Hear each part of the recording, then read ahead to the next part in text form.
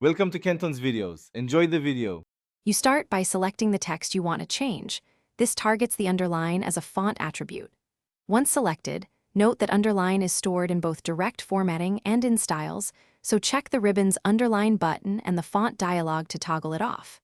If the underline comes from a named style, open the Styles pane and inspect that style now.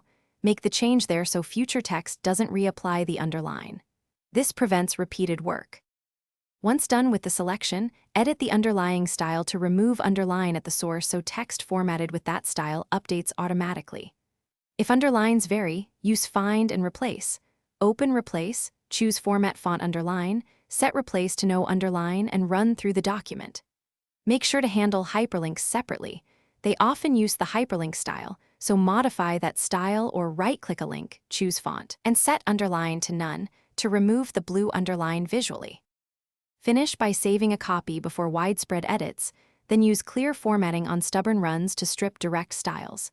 Make sure tracked changes aren't showing as underlines, accept or reject them.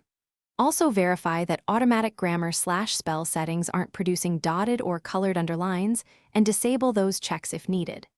If underlines persist on hyperlinks, edit the hyperlink style or right-click the link and choose Remove Hyperlink.